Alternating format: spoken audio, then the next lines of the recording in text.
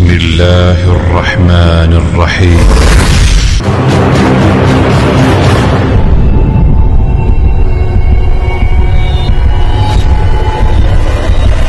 نماز میں ہاتھ چھوڑنے کے حوالے سے مرزا صاحب کا ایک کلپ آیا ہے جس میں انہوں نے 5 بنیادی باتیں کی ہیں۔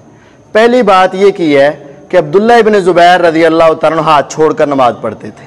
عبداللہ ابن زبیر سے المصنف ابن ابی شیبہ میں 3950 نمبر حدیث ہے کہ وہ ہاتھ چھوڑ کے نماز پڑھتے تھے۔ مرزا صاحب کا ہم سے جو اختلاف ہے وہ ہے کہ رکوع سے پہلے ہاتھ باندھنے ہیں کہ نہیں۔ بعد میں تو مرزا صاحب بھی چھوڑتے ہیں، ہم بھی چھوڑتے ہیں۔ تو مرزا صاحب کو ہم چیلنج کرتے ہیں کہ عبداللہ ابن زبیر رضی اللہ عنہ کی کوئی ایک صحیح حدیث جس میں رکوع سے پہلے ہاتھ چھوڑنے کی بات ہو۔ مصنف ابن ابی شیبہ میں صرف ہاتھ چھوڑنے کی بات ہے، رکوع سے پہلے کی بات نہیں ہے۔ تو صرف ہاتھ چھوڑنا تو وہ تو تم بھی چھوڑتے ہو، ہم بھی چھوڑتے ہیں۔ کوئی ایک حدیث جس میں یہ بات ہو کہ رکوع سے پہلے ہاتھ چھوڑنے پیش کریں۔ دوسری بات مرزا صاحب نے کہا ہے کہ محدثین نے نتیجہ نکالا ہے باب باندھ کر، اس سے امام ابن ابی شیبہ نے رزلٹ بھی نکالا ہے اوپر باب۔ مرزا صاحب بابی نہ بنو، علمی کتابی بنو۔ اگر بابوں کے اوپر جاتے تو محدثین نے بڑے باب باندھے ہیں۔ نماز کے اندر رفع دین نہ کرنے کا باب، آیسہ آمین کا باب، تم بھی نہیں مانتے، ہم بھی نہیں مانتے۔ تو بابوں کے اوپر نہیں، علمی کتابی بنو۔ تیسری بات یہ کہتے ہیں کہ کسی نے اعتراض نہیں کیا کہ عبداللہ بن زبیر رضی اللہ عنہ نے نیا کام شروع کیا۔ کسی صحابی، کسی تابعی، کسی محدث نے اس کو دین میں اختراع نہیں مانا، الٹا بڑے بڑے ائمہ ہاتھ چھوڑ کے نماز پڑھنے کے قائل ہیں۔ سعید ابن مسیب قائل ہیں، حسن بصری قائل ہیں، ابراہیم نخعی قائل ہیں، اور کتنے لوگ ہیں جو ہاتھ چھوڑ کے نماز پڑھنے کے قائل ہیں۔ دونوں طریقے سنت ہیں۔ بھئی اعتراض تو تب ہوتا جب ان سے رکوع سے پہلے ہاتھ چھوڑنا ثابت ہوتا، ثابت ہی نہیں ہے تو اعتراض کیسا؟ باقی رہا مسئلہ سعید بن مسیب، ابراہیم نخعی، حسن بصری رحمۃ اللہ علیہ کا، تو یہ مرزا صاحب کا 100% سفید جھوٹ ہے۔ کسی صحیح حدیث میں ان تینوں بزرگوں اور کسی بزرگ سے رکوع سے پہلے ہاتھ چھوڑ کر نماز پڑھنا ثابت نہیں۔ چوتھی بات کہتے ہیں عبداللہ ابن زبیر رضی اللہ عنہ نے نماز چونکہ ابو بکر سے سیکھی ہے اور ابو بکر رضی اللہ عنہ نے نماز اللہ کے نبی سے، تو ظاہر ہے وہ بھی چھوڑتے ہوں گے۔ اور ظاہر ہے کہ نبی علیہ السلام سے ہی یہ روایت ہے، کیونکہ سنن کبریٰ البیہقی میں عبداللہ بن زبیر کے بارے میں موجود ہے کہ وہ کہتے ہیں کہ میں نے نماز حضرت ابو بکر سے سیکھی اور انہوں نے نبی علیہ السلام سے۔ بھئی ظاہر سے نہیں ہونا، ظاہر کرنا پڑے گا۔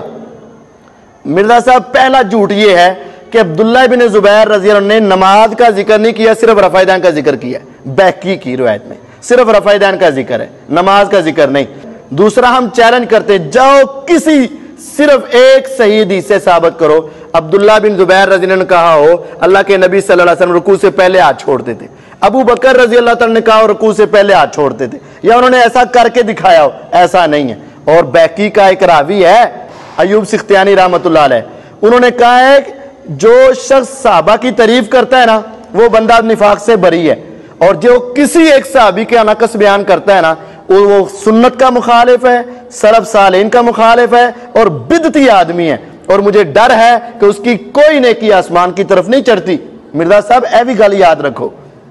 اور پانچویں بات مرزا صاحب کہتے ہیں بنو امیہ نے اللہ کے نبی صلی اللہ علیہ وسلم کی ایک سنت کو پکڑا تھا اور عبداللہ بن زبیر رضی اللہ عنہ دوسری سنت پر عمل کرتے تھے، تو چونکہ عبداللہ بن زبیر ان کی مخالفت میں دوسری سنت پر عمل کرتے تھے۔ آل امیہ صرف ایک سنت پہ عمل کرواتے تھے، وہ آل امیہ کے مخالف تھے، وہ دونوں سنتوں پہ اور اس پہ زیادہ عمل کرتے تھے۔ ہمارا مرزا صاحب کو چیلنج ہے، اور ہم نے پہلے بھی چیلنج کیا تھا جہاں مرزا صاحب نے 11 صحابہ پر ایک نبی پر بہتان باندھا، ہم نے کہا مرزا صاحب نے جھوٹ بولا ہے، حدیث کا معنی بدلا ہے، اور ہمارا وہ چیلنج ہزاروں لوگ دیکھ چکے ہیں، ابھی تک مرزا صاحب نے جواب نہیں دیا اور نہ رجوع کیا کہ میں نے جھوٹ بولا ہے۔